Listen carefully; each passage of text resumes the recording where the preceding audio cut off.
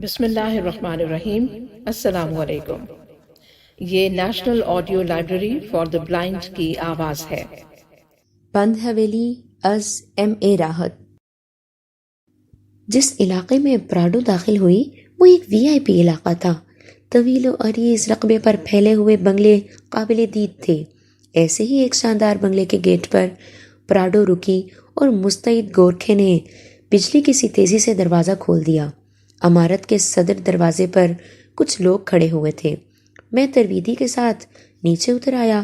کچھ لمحوں کے بعد ہم ایک عالی شان ڈرائنگ روم میں داخل ہو گئے، جہاں کچھ خواتین، 2-3 خوبصورت ماڈرن لڑکیاں تھیں اور 2 ادھیڑ عمر کے مرد موجود تھے۔ انہوں نے نفیس ململ کے کرتے اور دھوتیاں باندھی ہوئی تھیں، سر پر ٹوپیاں تھیں۔ دونوں نے ہاتھ جوڑ کر ماتھے سے لگائے اور میں نے گردن جھکا کر انہیں احترام دیا۔ آئیے منصور جی مہاراج، آپ تو بہت سندر اور چھوٹی سی عمر کے ہیں، آئیے پدھاریے۔ آئیے ترویدی جی، ان دونوں میں سے ایک نے کہا۔ ترویدی آگے بڑھ کر بولا، یہ بانکے دھر مہاراج ہیں اور یہ ان کے چھوٹے بھائی رام منوہر۔ ہم لوگ صوفوں پر بیٹھ گئے۔ چھوٹے موٹے کاروبار کرتے ہیں، بھگوان کی کرپا ہے، دال دلیا چل جاتا ہے۔ کبھی کبھی منچ ایسی الجھنوں میں پھنس جاتا ہے جو اس کی کھڑی کی ہوئی نہیں ہوتی، لیکن وہ اس میں مکڑی کے جالے کی طرح پھنس جاتا ہے۔ میں معافی چاہتا ہوں، میں نے فوراً بات شروع کر دی، لیکن کاروباری لوگوں کے لیے سمے میں سرمایہ ہوتا ہے، اس لیے میں سمے ضائع نہیں کرنا چاہتا۔ جی اچھی بات ہے، میں نے کہا۔ ایک بات تم دیکھ رہی ہو سنگیت، پاکستان سے آنے والے اپنی الگ ہی پہچان رکھتے ہیں، دودھ کے دھلے کومل کومل۔ رام منوہر نے کہا۔ مخاطب ایک عورت تھی جو اس کی بیوی تھی، جسے اس نے سنگیت کہہ کر پکارا تھا۔ سو تو ہے، عورت بولی۔ حقیقتوں سے منہ نہیں موڑا جا سکتا منصور جی۔ تمہارے پتا نے ہماری بغل میں چھرا گھونپا تھا، جو ہوا تھا چوری چھپے ہوا تھا۔ اگر اس سمے پتہ چل جاتا تو بات اتنی نہ پھیلتی، دونوں کے ٹکڑے گنگا میں بہا دیے جاتے، کسی کو کانوں کان خبر نہ ہوتی۔ جس طرح طفیل اکبر کی لاش بوری میں بند کر کے ایک جوہر سے ملی تھی۔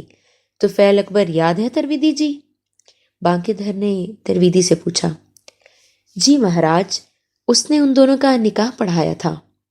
ہاں، اپنے کیے کی سزا پائی اس نے۔ نہیں مہاراج، ہماری نظر میں وہ شہید ہے، میں نے کہا، اور سب چونک کر مجھے دیکھنے لگے۔ انہیں توقع نہیں تھی کہ بھیڑیوں کے غول میں گر کر بھی کوئی ایسے غرا سکتا ہے۔ کوئی ایسی بات نہ کہیے بھیا جی جس سے مہمان کی دل آزاری ہو، رام منوہر نے کہا۔ سوری منصور جی، بہن یاد آ گئی تھی، جذباتی ہو گیا تھا۔ بانکے دھر نے پیشانی سے پسینہ پونچھ کر کہا۔ میری نگاہ یوں ہی ایک لڑکی کی طرف اٹھ گئی۔ وہ بڑی سنجیدگی کے انداز میں مجھے دیکھ رہی تھی۔ کام کی بات کریں بھیا جی، رام منوہر نے کہا۔ آپ ہمارے مہمان ہو منصور، کچھ سمے دلی میں رہو۔ تمہارے قیام کے لیے اشوکا ہوٹل میں کمرہ بک کروا دیا گیا ہے۔ یہ لڑکیاں تمہیں دلی دکھائیں گی، اس کے بعد تم سے فائنل بات کی جائے گی۔ آپ کی بہت مہربانی ہے۔ میں چاہتا تھا کہ یہ ملاقات مختصر رہے۔ گھما کر ناک پکڑنے سے بہتر ہے کہ جس طرح آپ نے وقت ضائع کیے بغیر بات شروع کر دی تھی، وہ مجھے بہت اچھا لگا تھا۔ ہم ابھی فارغ ہو جاتے تو بہت اچھا ہوتا، میں نے کہا۔ ارے نہیں، ایسا بالکل نہیں ہو سکتا۔ دلی اب اتنی بری بھی نہیں ہے کہ کوئی اسے دیکھنا بھی پسند نہ کرے، وہ لڑکی بیچ میں بول پڑی جس سے میری نظریں ملی تھیں۔ ہاں، من میں اگر کرود ہے تو نکال دو، ہم تمہیں کوئی نقصان نہیں پہنچانا چاہتے، ورنہ یقین کرو بڑے بڑے مشورے دیے جا رہے ہیں ہمیں۔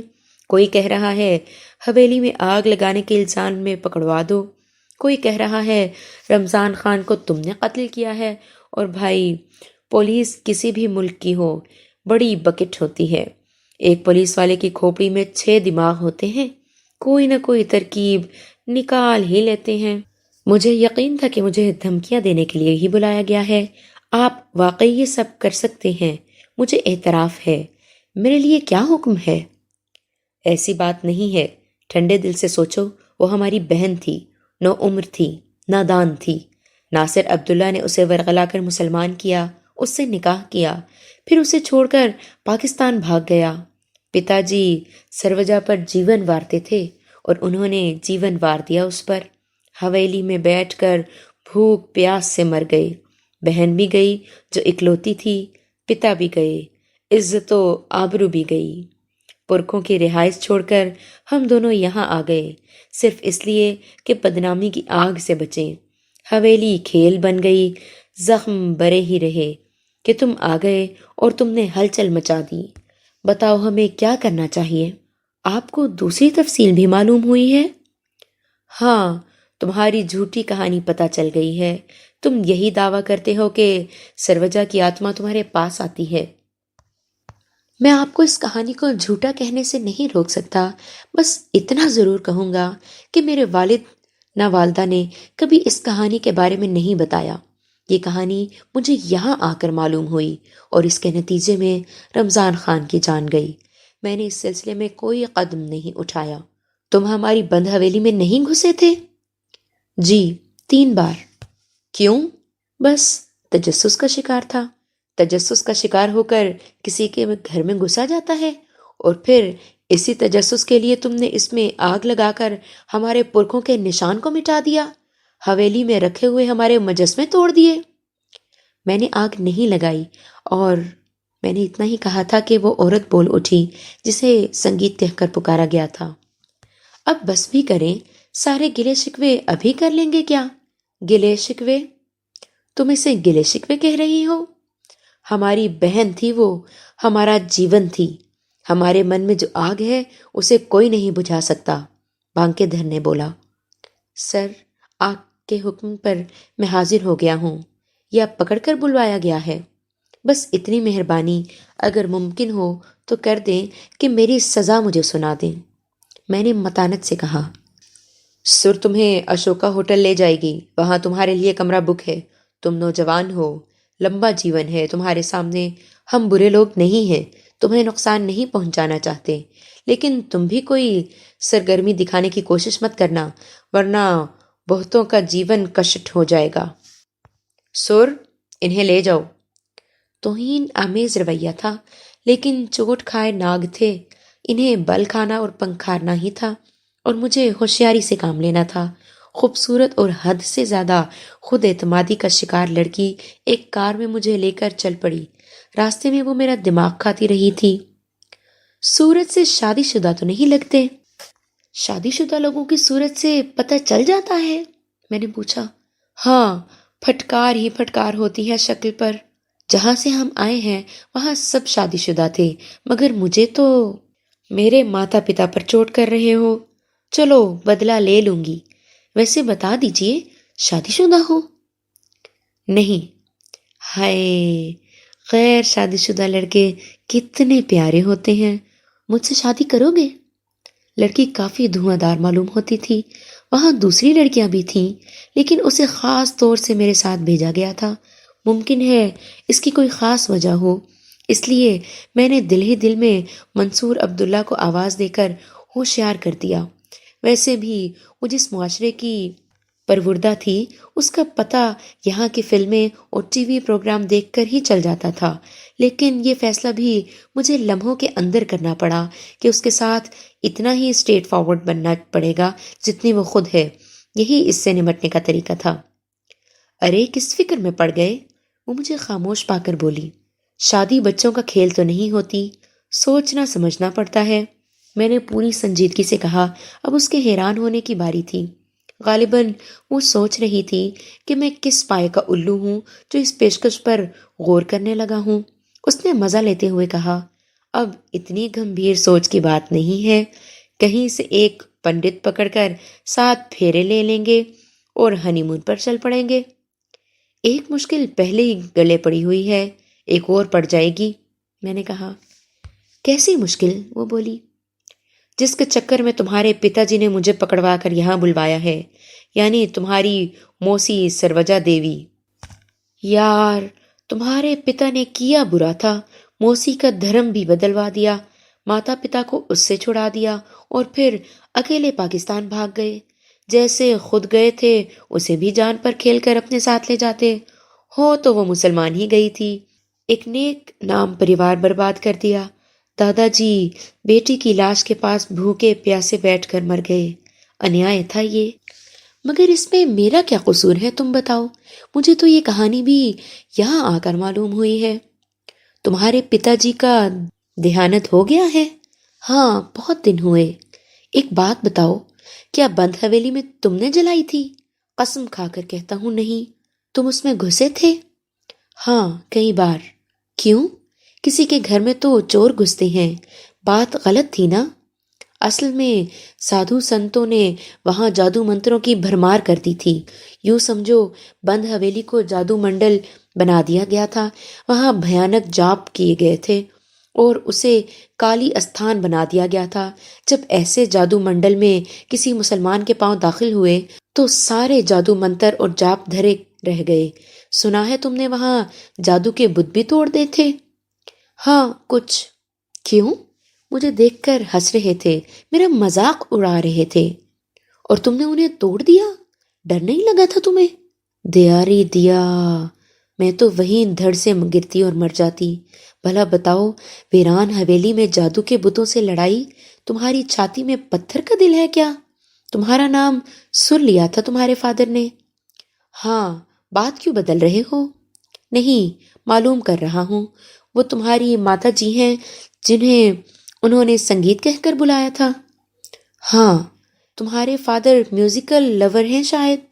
بہت زیادہ، ان سے زیادہ سورگ باشی نانا جی سنگیت سمراٹ تھے۔ شاستریہ سنگیت میں ان کا بڑا نام تھا۔ انہوں نے اپنے بچوں کے نام بھی ایسے ہی رکھے۔ ماما جی کا نام سنگیت، ان سے چھوٹی بہن کا باگیشوری، تیسری کا ایمن، میرا سر، مجھ سے چھوٹی کا میگھا۔ ارے واہ، اچھے نام ہیں۔ تم خود بڑے اچھے ہو، کتنی اچھی باتیں کی ہیں تم نے۔ میری مانو تو ان سے صلح کر لو، جو یہ کہہ رہے ہیں مان لو، پھر یہیں دلی میں رہو، میں تمہیں خوب گھماؤں گی۔ مگر ان لوگوں نے تو مجھے سزا دینے کے لیے بلوایا ہے۔ ایسی بات نہیں ہے۔ پھر پہلے کی بات اور تھی، اب کچھ اور ہو رہا ہے، اور تمہیں پتا جی اور تایا جی نے تھوڑی بلوایا ہے۔ تو پھر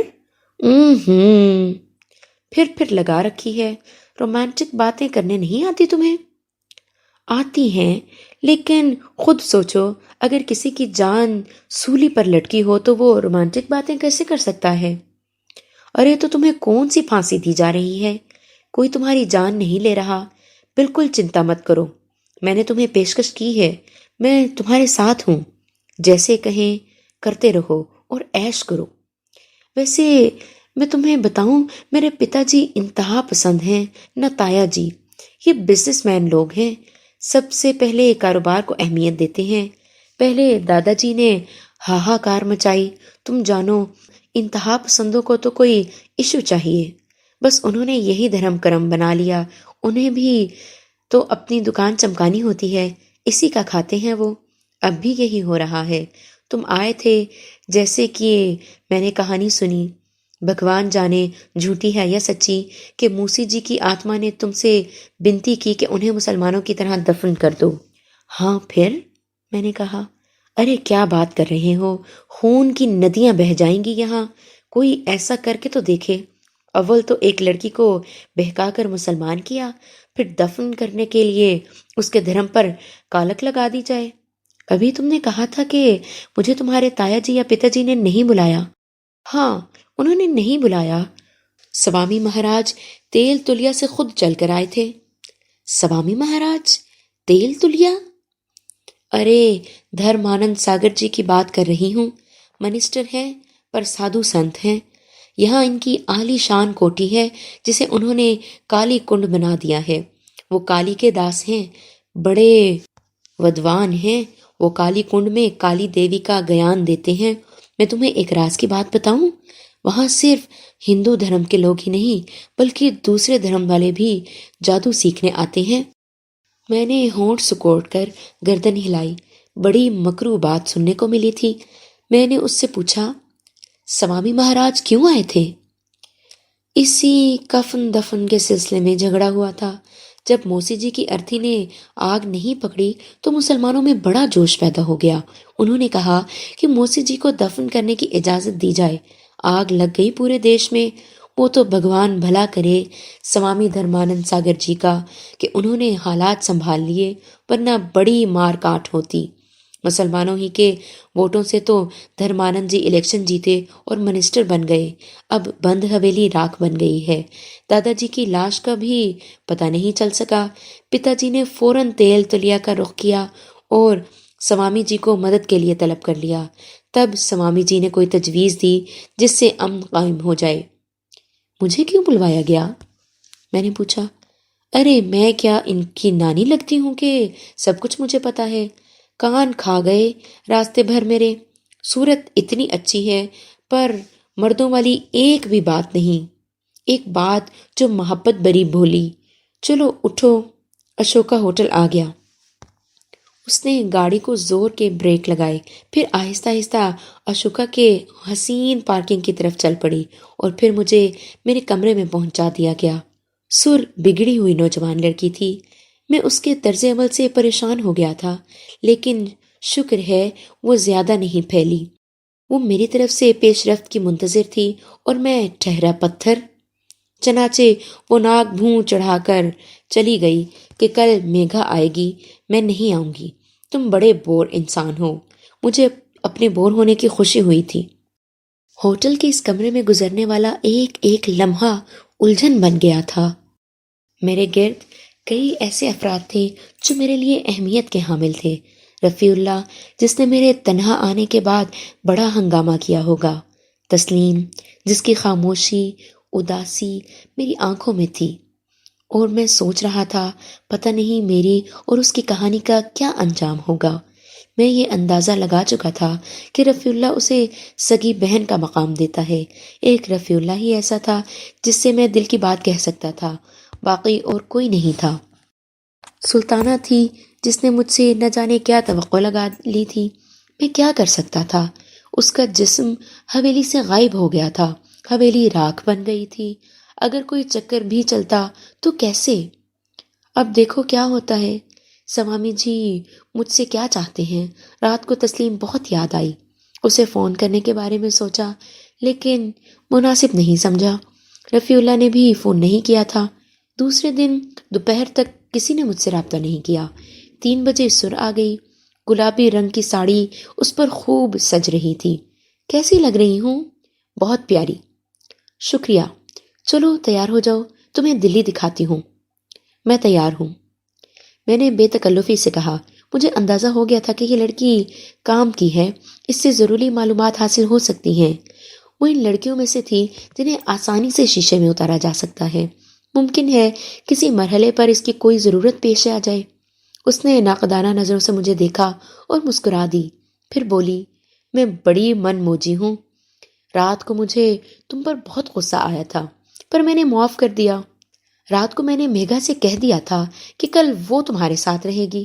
دیوی جی نے بال بال موتی پروئے تو مجھے غصہ آ گیا۔ پتا جی پہلے ہی مجھے تمہارے لیے مخصوص کر چکے تھے۔ میں نے منع کر دیا کہ گھر بیٹھے میں جا رہی ہوں۔ اس کا منہ سوج کر کپا ہو گیا۔ مجھے بڑا مزہ آیا، یہ کہہ کر وہ ہنس پڑی۔ میں نے کوئی تبصرہ نہیں کیا۔ کچھ دیر کے بعد ہم باہر نکل آئے۔ وہ اپنی کار میں ہی آئی تھی۔ واقعی اس نے مجھے دلی دکھا دی، اہم جگہیں، تاریخی مقامات وغیرہ۔ شام ہو گئی تو اس نے کہا، بھکتی شالہ چلو گے؟ وہاں کیا ہوتا ہے؟ کالی کی پوجا، بڑی زبردست جگہ ہے۔ وہاں کالا جادو سکھایا جاتا ہے۔ تم اگر 7 دن وہاں روزانہ جاؤ اور کچھ سیکھنا چاہو تو اپنے دیس میں جا کر دھوم مچا سکتے ہو۔ میں نے دل ہی دل میں کالے جادو پر 1000 بار لعنت بھیجی، لاحول پڑی، پھر بولا، کیا وہاں مسلمان بھی جا سکتے ہیں؟ ہاں، ذات دھرم کی قید نہیں ہے، وہاں چھوٹے چھوٹے کورس ہوتے ہیں، جس کے من میں آئے جتنا چاہے سیکھ لے۔ یہ کہہ کر اس نے گھڑی میں وقت دیکھا، پھر بولی، ابھی 1 گھنٹہ باقی ہے، تھوڑی دیر میں چلتے ہیں۔ جس عمارت میں وہ مجھے لے گئی وہ کسی راجہ کا محل معلوم ہوتا تھا۔ وہ انتہائی وسیع رقبے میں پھیلی ہوئی تھی۔ بہت بڑے پارکنگ لاٹ میں بے شمار گاڑیاں کھڑی ہوئی تھیں۔ اندر کالی کے بھیانک مجسمے ایستادہ تھے۔ لوگ ان کے سامنے بیٹھے ہوئے تھے، بہت سے لوگوں نے چہروں پر ماسک لگائے ہوئے تھے۔ میں نے پوچھا، یہ لوگ ماسک کیوں لگائے ہوئے ہیں؟ بس کچھ لوگ اپنے چہرے نہیں دکھانا چاہتے، کچھ فیشن کے لیے لگا لیتے ہیں۔ تم لگاؤ گے؟ ضرورت تو نہیں ہے۔ اوکے، مجھے بھی نہیں پسند، سر بولی اور میرے ساتھ آگے بڑھ گئی۔ وہ کچھ آگے جا کر بولی، مجھے کچھ دیر کی چھٹی دو گے؟ ہاں ہاں، کیوں نہیں؟ کہاں؟ تھوڑی سی پوجا کر لوں۔ ٹھیک ہے، میں نے کہا اور وہ آگے بڑھ گئی۔ دفتن ایک لڑکی میرے پاس آ گئی۔ اس نے لباس بھی بڑا بیہودہ پہنا ہوا تھا۔ وہ اس طرح میرے پاس آ کر کھڑی ہو گئی کہ مجھے چونکنا پڑا۔ اس کے چہرے پر ماسک تھا۔ پھر اس کی آواز ابھری، مائی گاڈ، تم ہی ہو؟ میرا منہ حیرت سے کھل گیا۔ مجھے بھی یہ آواز کچھ جانی پہچانی لگی۔ ابھی یاد بھی نہیں آیا تھا کہ لڑکی نے چہرے سے ماسک کسی قدر اونچا کیا تو اس کا چہرہ نمایاں ہو گیا۔ یہ فریدہ تھی، شیخ مختار کی بیٹی، جن کے بارے میں معلوم ہوا تھا کہ رشتہ داروں میں سے ہیں اور دلی میں کاروبار کرتے ہیں۔ رفیع اللہ نے اس لڑکی کے بارے میں اور بھی بہت کچھ بتایا تھا۔ اب بتاؤ، پہچانا؟ وہ مسکرا کر بولی۔ فریدہ؟ میں نے کہا۔ ارے، نام بھی یاد ہے، جلدی سے بتا دو، کلیان ہو گیا؟ کیسا کلیان؟ میرا مطلب ہے یہاں کیسے آ گئے؟ کالی کنڈل دیکھنے آئے ہو یا کچھ سیکھنے؟ اور کہاں ٹھہری ہو؟ یہاں کس کے ساتھ آئے ہو؟ ضرور رفیع اللہ تمہیں یہاں لایا ہوگا۔ اشوکا ہوٹل میں ہوں۔ اوئے ہوئے، غضب، نمبر بتاؤ جلدی سے کمرے کا۔ وہ بولی تو میں نے نمبر بتا دیا۔ رات 10 بجے کے بعد آؤں گی، انتظار کرنا، اوکے؟ اس نے کہا۔ ماسک چہرے پر واپس کھسکایا اور تیزی سے آگے بڑھ گئی۔ میں حیران نظروں سے اسے دیکھتا رہ گیا تھا۔ سر کہیں نہیں نظر آ رہی تھی۔ فریدہ کو یہاں اس حال میں دیکھ کر مجھے دلی رنج ہوا تھا۔ اس کے بارے میں رفیع اللہ نے مجھے بتایا تھا کہ بہت بگڑی ہوئی لڑکی ہے، جبکہ اس کے والدین بے حد شریف لوگ ہیں، لیکن وہ بیچارے اپنی عزت کو ٹھیک طرح سنبھال نہیں سکے تھے اور وہ اس بگڑے ہوئے معاشرے کا شکار ہو گئی تھی۔ میں سر کا انتظار کرتا رہا۔ وہ بہت دیر کے بعد آئی تھی۔ ارے مٹی کے مادھو، تم یہیں چپکے ہوئے ہو؟ تو اور کہاں جاتا؟ ہائے، کہیں جاتے تو سوچتے کہ اب واپس نہ جاؤں۔ چلو چلیں، یہاں کا وقت بھی ختم ہونے والا ہے۔ سر کو ہدایت کر دی گئی تھی کہ وہ میرا بھرپور خیال رکھے۔ وہ رات کے کھانے پر بھی میرے ساتھ رہی۔ پھر بولی، میں چلتی ہوں مہاراج، کل کا پروگرام فون پر بتاؤں گی۔ میں نے گردن ہلا دی۔ میں نے گھڑی میں وقت دیکھا تو 9:45 بجے تھے۔ 10 بجے کا وقت دیا تھا فریدہ نے۔ مجھے ہلکی سی گھبراہٹ کا احساس ہو رہا تھا۔ ٹھیک 10 بجے استقبالیہ سے کال آئی۔ مجھے فریدہ کی آمد کے بارے میں بتایا گیا تھا اور میں نے اسے ملنے کی اجازت دے دی۔ فریدہ آ گئی۔ اس وقت قاعدے کا لباس پہنے ہوئے تھی اور سنجیدہ نظر آ رہی تھی۔ پاپا بھی میرے ساتھ آ رہے تھے۔ میں نے منع کر دیا۔ ویسے وہ تم سے ملنے کے لیے بے چین ہے۔ معاف کرنا، میں نے تمہیں تم کہہ کر مخاطب کیا ہے۔ میں بے تکلفی سے بولنے کی عادی ہوں۔ خیر، کب تک یہاں ہو؟ ابھی کئی دن ہوں۔ کوئی ساتھ نہیں نظر آ رہا۔ کس کے ساتھ ہو؟ تنہا ہوں، میرے منہ سے نکل گیا۔ عجیب انسان ہو۔ میں نے وہاں شادی میں بھی تمہیں دعوت دی تھی کہ دلی آؤ، ہمارے پاس رہو، ہم بھی رشتہ دار ہیں۔ میں نے پاپا کو تمہارے بارے میں بتا دیا تھا۔ وہ اشوکا میں تمہارے قیام کا سن کر دھنگ رہ گئے تھے۔ اشوکا میں ایک دن کا قیام بھی بڑا مشکل ہے۔ اچھے لوگ یہاں ایک کپ چائے افورڈ نہیں کر سکتے۔ میں خود یہاں نہیں ٹھہرا، کسی نے مجھے دعوت دی تھی اور اسی نے میرے لیے یہ کمرہ بک کرایا ہے۔ کون؟ وہ بولی۔ رام منوہر بانکے دھر، جانتی ہو انہیں؟ ہاں، وہ بولی۔ نہ جانے کیوں اس کا چہرہ پھیکا پڑ گیا تھا۔ کچھ لمحوں کے بعد وہ بولی، میں نے بھکتی شالہ میں سر کو دیکھا تھا، کیا وہی تمہیں وہاں لے کر آئی تھی؟ ہاں۔ ٹھیک، وہ پھیکے سے لہجے میں بولی۔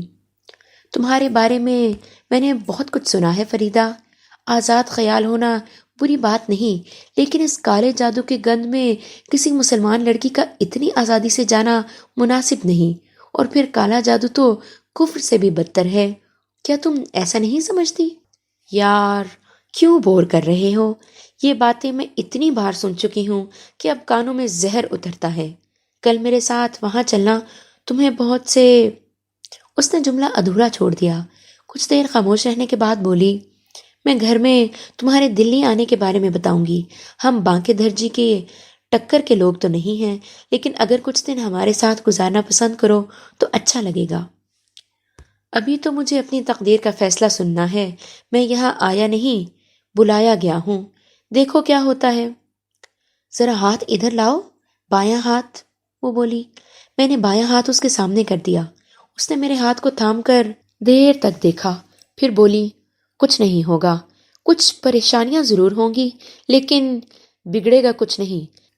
بے فکری سے قلانچے بھرو اور میری بات سچ نکلے تو... وہ عجیب سے انداز میں مسکرا کر خاموش ہو گئی۔ وہ تقریباً 1 بجے واپس گئی تھی اور اس کے بعد 3 بجے تک میں بستر پر کروٹیں بدلتا رہا تھا۔ بڑی سنسنی خیز کیفیت تھی، ایک سے ایک شخصیت مل رہی تھی، گجادر فیملی، سر، اور اب یہ فریدہ۔ میں اس کے بارے میں سوچتا رہا۔ آنکھیں کچھ بند ہوئی تھیں کہ ہلکی سی آہٹ ہوئی اور میں دوبارہ جاگ گیا۔ دروازے کے قریب کوئی کھڑا تھا۔ میں نے غور سے دیکھا، سفید لباس، پاکیزہ چہرہ، وہ سلطانہ تھی۔ میں بجلی سی تیزی سے اٹھ کر بیٹھ گیا۔ اس کے ہونٹوں پر پیار بھری مسکراہٹ تھی۔ کاش میں تم سے باتیں کر سکتا، کاش تم بولتی۔ تم سے میرا ماں بیٹے کا رشتہ ہے، اور یہ رشتہ میرے لیے زندگی سے زیادہ قیمتی ہے۔ سنو، میں کسی سے نہیں ہار مانوں گا۔ تم میرے سامنے اسی لیے آئی ہو نا کہ تمہیں اپنی اصل منزل چاہیے؟ اس نے زور زور سے اسبات میں گردن ہلائی۔ وہ میں دوں گا۔ کاش میں تمہیں تمہاری یہ خوشی دے سکتا۔ میرے قریب آؤ۔ تم بول نہیں سکتی، سن تو سکتی ہو۔ اس نے پھر اسبات میں گردن ہلائی اور آہستہ آہستہ چلتی مجھ سے کوئی 4 فٹ کے فاصلے پر آ کھڑی ہوئی۔ حویلی جل گئی۔ تم جانتی ہو میں نے نہیں جلائی، وہاں تمہارا جست خاکی تھا، اسے تو کوئی نقصان نہیں پہنچا۔ میں نے تصدیق چاہی۔ اس نے نفی میں گردن ہلا دی۔ خدا کا شکر ہے۔ اگر میں کبھی تم سے ملنا چاہوں، مجھے تمہاری ضرورت ہو، تو کیا تم میرے پاس آ سکتی ہو؟ اس نے پھر ہاں میں گردن ہلائی۔ یوں لگا جیسے وہ اس سوال کی منتظر ہو۔ اس نے اپنے لباس سے سفید رنگ کا ایک پھول نکالا، اسے چٹکی میں پکڑ کر زور زور سے ہلایا اور فضا میں انوکھی خوشبو پھیل گئی۔ اس نے اشاروں میں مجھے سمجھایا کہ اس طرح اسے میرے بلانے کی خبر مل جائے گی۔ میں نے اس کی بات سمجھ لی۔ میں نے پرجوش انداز میں کہا، میں تم سے وعدہ کرتا ہوں کہ میں تمہیں تمہاری منزل دینے کے لیے زندگی داؤ پر لگا دوں گا اور کامیاب رہوں گا۔ جیسے تم نے اللہ پر بھروسہ کرتے ہوئے پوری استقامت سے وقت گزارا ہے، اسی طرح میں بھی اسی بھروسے سے تم سے وعدہ کر رہا ہوں۔ میں نے پھول احتیاط سے اپنے پاس رکھ لیا۔ اس نے مجھ سے جانے کے لیے پوچھا تو میں نے بہت احترام سے گردن جھکا دی۔ وہ چلی گئی۔ پھول سے ابھرنے والی خوشبو ابھی تک کمرے کو معطر کیے ہوئے تھی، اور میں اپنے وجود میں عجیب سی سرشاری محسوس کر رہا تھا۔ پھر ایک دم فضل صادق کا خیال آیا اور میں فون نکال کر وہ پر اسرار نمبر ملانے لگا۔ کچھ دیر میں ان سے رابطہ قائم ہو گیا۔